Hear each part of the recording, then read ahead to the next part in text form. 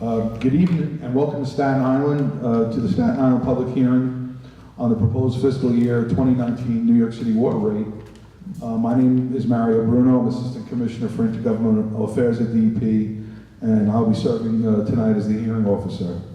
I'd just like to take a minute to give you a brief overview of this evening's process. First, I would like to acknowledge and thank the Joan and Alan Bernikow Jewish Community Center for hosting us this evening. Second, please note that we place certain documents into official record maintained by the Water Board. The notice designated me as the hearing officer, a copy of the public notices listing this hearing, and an affidavit of publication of such notices.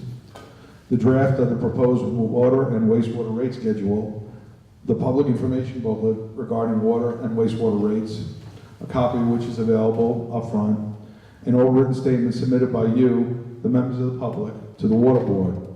These items are marked as exhibits 1 through 5. In just a moment, we'll hear a presentation from New York City Department from DEP Chief Financial Officer Joseph Murin on the water rate proposal, and then we'll open the meeting to hear from you, the members of the public. I'd also like to acknowledge and introduce Vincent Matarella, Chief of Operations for Customer Service, and Vincent and other DEP staff are on hand this evening to answer any specific questions you may have about your account. We're also joined by Jordan Lomark from Senator Lanz's office. If you have not signed up to speak, but you'd like to do so, please take a moment at the registration table.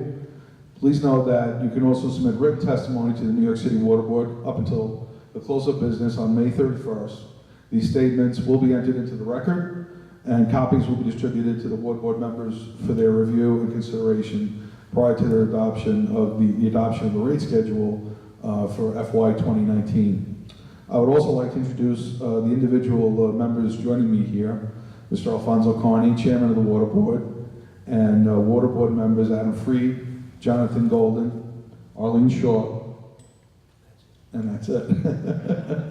And also, as I said, Joan Murin also serves as the New York Water Board Exec Director, and also we have here the board's treasurer, Omar Nazem. Chairman Carney, do you have anything to add before we begin? Mario, very briefly. Yes. First of all, it's great to be on Staten Island. Thank you all for coming out tonight. I will look forward to hearing what you have to say. It's important for the public to know and for this record to reflect that this board has received a recommendation from DEP. It is a recommendation. We are looking at it and we're listening to what people who have come out to these public hearings have to say. Your testimony is important, and we will go over the transcripts of that testimony at some point before the decisions are made. You will receive copies of those transcripts. But please, if you're here and you have issues, concerns you want to raise, or you want to pat us on the back because you think we're doing a great job, we'll receive all of that, and we'll look forward to having it. Mary, I think that's all I have to say. Except that the decision will be made on the 1st of June, which is on Friday, day after tomorrow. And we expect to have gone over the transcripts and any statements that you leave with us by then. Thanks again. Thank you so much, Mr. Carney. The Water Board would now like to welcome Joseph Murin, Chief Financial Officer of DEP, to give a presentation.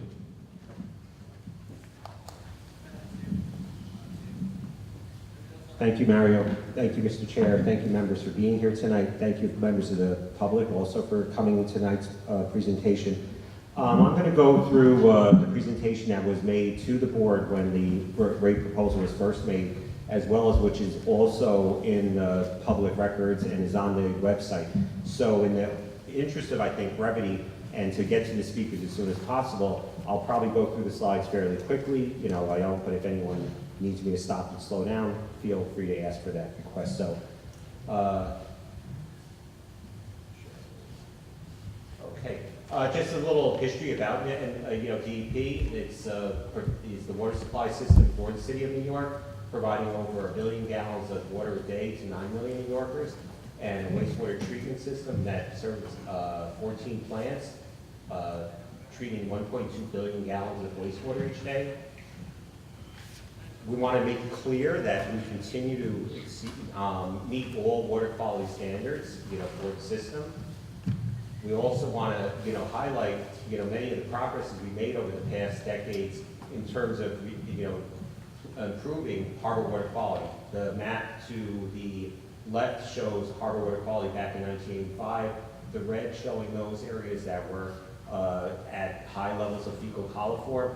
The right showing today, which shows barely none other than some of the, restricted water bodies such as Patagonic, Flushing Creek, others.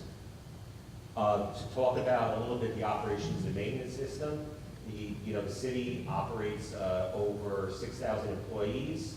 This is, if we go to the bottom, expenditures for this year for operations and maintenance are expected to be at $1.4 billion, with next year coming in slightly higher at 1.467. Also, a big component of the system is the capital investment plan, which is a total of $19.1 billion for the fiscal year 2018 through 2027. Most of that going towards, mandated, or I shouldn't say mandates are accounting for about 20% of that category. This slide got a little messed up because it's missing the values and percentages, but you can see that on the website if you go from there. I want to highlight some of the larger projects we're doing. Delaware Aqueduct Repair, which is a bypass tunnel that's going under the Hudson where there's a leaking portion of the Delaware Tunnel that's going to be able to run it parallel to that and will therefore continue to allow us to deliver water from the west of Hudson, which accounts for 90% of the water.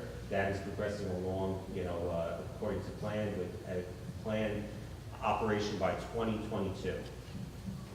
Some of the other projects are green infrastructure. We're doing those throughout the city. You've probably seen a lot of that here on Staten Island. Southeast Queens in particular, we've been making a large investment there due to the fact that it's been underserved and underabsorbed for many decades, and making a commitment that the mayor has made over the past 4 years to see that that neighborhood got improvement to their sewer services. The third water tunnel, this is getting ready for the final stage.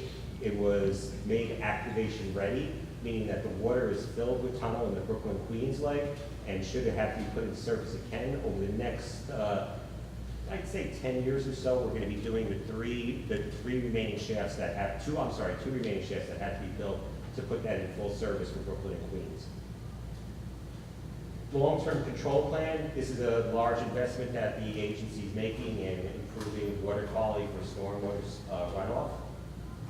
And that's in particular with the affected water bodies that are listed at the left there. Also, to highlight some of the capital projects we're doing here on Staten Island. The Blue Belt, we've got plans for investing $361 million in continued Blue Belt improvements, which I think have been a very effective, alternative to building storm sewers and wastewater treatment plants that, treats water in a natural fashion before, stormwater that is, before it goes into the harbor water. Also, Oakwood Beach wastewater treatment plant, $103 million for stated good repair projects that have been going on at that plant. Some just operational highlights. We continue to perform well in customer service areas, and as well also in areas such as water main breaks, getting those improved, and catch basin cleaning.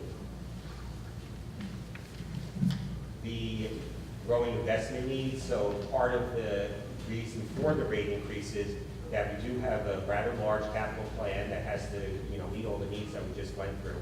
And as you can see by the graph here, we have over $31 billion in debt outstanding, and that continues to grow as we continue to make capital improvements.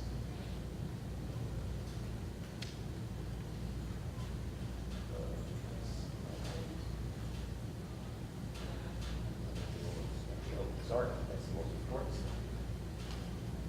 And that gets us to the proposed rate, which will be 2.36%. That's being considered by the board.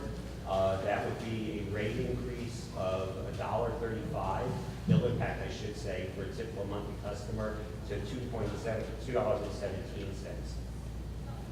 How is the 2.36% arrived at? The rate increase will secure funding for ongoing needs to invest in the system assets. It provides a buffer against risk in changing interest rate environments, and provides for cash flow management and debt service coverage that supports strong credit ratings and low borrowing costs.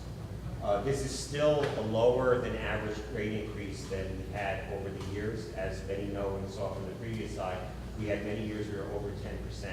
Part of that is because DEP expenses have been growing at rates comparable to inflation and lower than the cost of construction inflation. And there has been a well-managed interest cost and debt management by the Water Authority, which is the bonding entity that works with the Water Board in terms of managing the system. And there's the ongoing benefit from the mayor's elimination of the rental payment to the city, which is contributing over $1.2 billion over the next decade towards reducing, rate increases. As we've talked, interest rate risk continues to be a concern for the system. As you can see by the chart, particularly the blue line, which is short-term interest rates, has gone up significantly over the past 2 years from, nearly at 0% to close to 1.5%. And there has been some pressure on interest rates for the long term also going up, and we're approaching, formerly about 2% or below, now closer to 3%.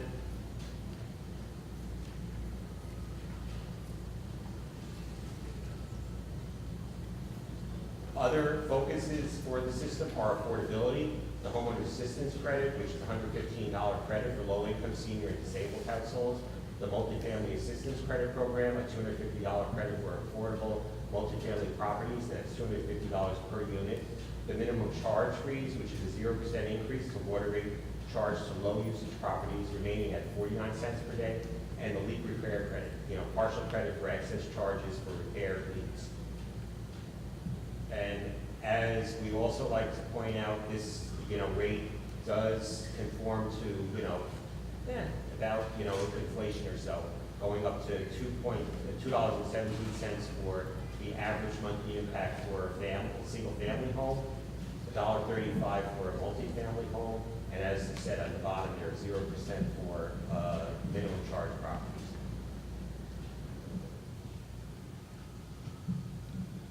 Set the minimum charge. And we also like to point out that water continues to be one of the lower cost items that we as New Yorkers have to pay for within the city, below the national average when you compare that to most everything else within the city, such as rentals, gas, electricity, cable, heating oil. And we continue to compare favorably to the rest of the nation. We have a 30 large city average, which is about $1,205 per year, whereas we continue at the current rate, we're at $1,081, so we're about 10 to 9% below where the rest of the country is. Again, showing the city, they're in the middle of the range of the cost of water and sewer.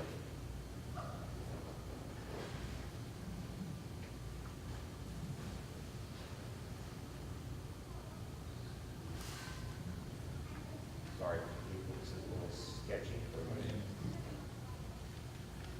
Oh, way over there. Oh, gotcha. Thank you. That helps a lot. So again, going to financial outlook, for the total, we're expected to spend $3.7 billion this year, which covers both the Water Authority funds for debt service, DEP's operations and maintenance, and the Water Board and the Water Authority's budget.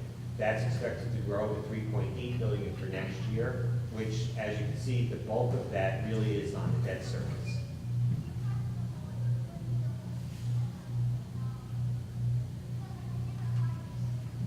Other changes that are being put forth before the board for their consideration: a policy update, letters of authorization, default terms of a third-party letter of authorization. This would allow be valid for 2 years unless the customer specifies a different amount being proposed from the former 1 year. So this will reduce paperwork burden on customers and their advisors. The other policy update being proposed is a title read letter and an off-cycle account reconciliation letter. These are means of, when we do property transfers, to give customers an accurate bill read that they would then rely on when they have to go to close or if they're having another transaction related to their property.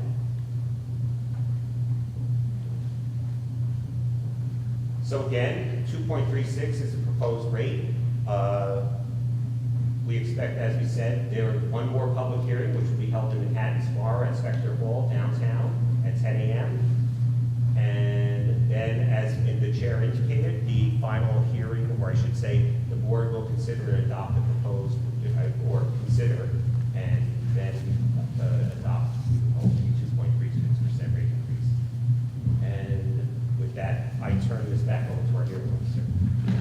Thank you, Joseph, and thank you very much. We're now going to open the floor to comments from the public. Again, if you wish to speak and you have not signed up yet, please do so now. We ask that you keep your remarks to no more than 5 minutes, and as we want to make sure that everyone who wishes to speak has an opportunity. And now I'd like to call on our first speaker, Mr. Ed Malone.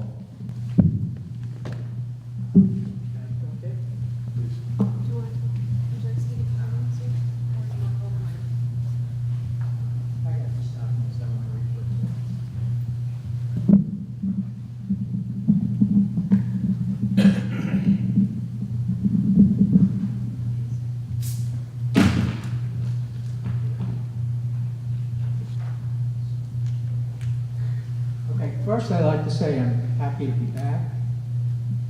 This is my 11th time since 2006, and last year, as I said, I was, I missed coming last year. Okay. All right, let me get my, okay. With apologies to Shakespeare, I have come not to bury the 2.36% increase in water and sewage rates, but to discuss how this rate increase has been determined. On 2 occasions, March 14th and May 10th, the DEP Commissioner went before the New York City Council on Finance and Environmental Protection. At each of the testimonies was presented concerning capital budget and the fiscal year 2019 executive budget. The testimony went into detail on the fiscal 2019 preliminary 4-year capital plan and the fiscal 2019 expense budget. The minutes of the March testimony only mentioned expenses and not expected revenue. And the May minutes again concentrated on expenses and not expensive revenue. The May testimony does indicate that on April 27, 2018, the DEP proposed a 2.36% increase for fiscal 2019 to the Water Board. The Water Board on their website did publish the April 27, 2018 document that the DE proposed a 2.36% increase. That's the same document that was just shown up there, okay? Now, on page 23 of the document, we have some concrete information we can deal with. Preliminary financial outlook, and I know the gentleman explained that. And I'll go over it quickly. Water Authority funds for debt service plus funds for cash capital investment or defeasance of existing debt. Defeasance? That's correct. Avoiding a document. That's what the definition says. I'm not really quite sure what you mean by that. It means voiding a debt contract. Voiding a debt contract. Prepaying debt, prepaying mortgage avoids the contract. Oh, okay, fine. Okay, the second expense was a DE operation and maintenance, $1,467,000. Oh, the debt was $2,225,000. And then we have the Water Board and the Water Authority direct expenses of $110. Now that comes to, again, as you mentioned, $3,802,000,000. Now again, how do you arrive at 2.36%? Don't you have to have a base figure, which you don't show?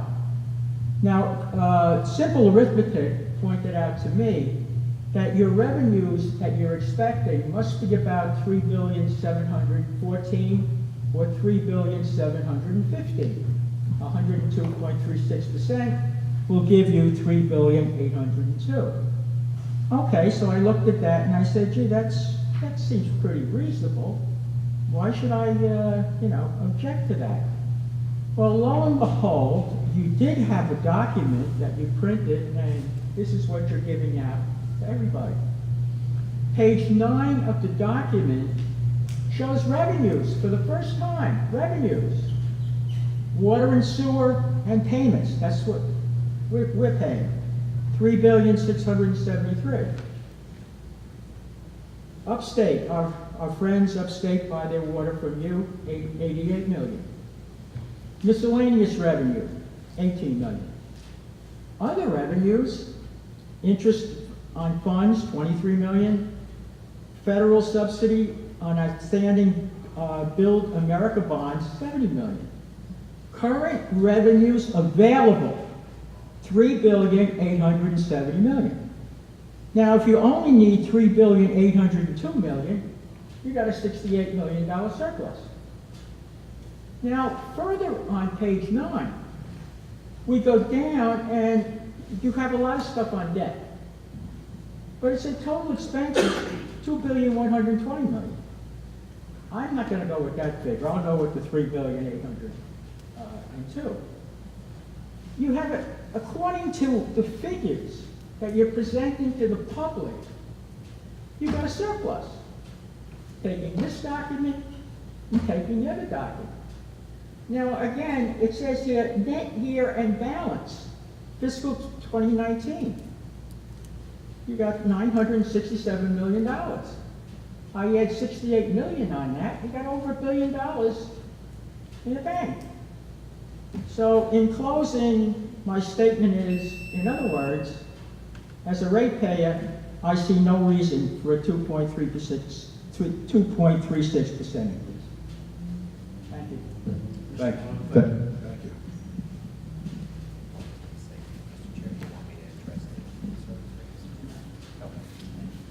Thank you. Mr. Malone was our only registered speaker. At this point, I'd like to, in the meeting, I'd like to open up the floor to any additional comments. Does anyone in the audience have any additional comments or questions? I guess I'll take that as a no. Before we conclude this hearing, I'd like to remind you that written remarks can be submitted to the New York City Water Board by mail to 59-17 Junction Boulevard, 8th floor, Flushing, New York, 11373, or by email to nycwaterboard@dep.nyc.gov. Please submit any remarks no later than 5 p.m. on May 31st. As we have no other business, this hearing is adjourned.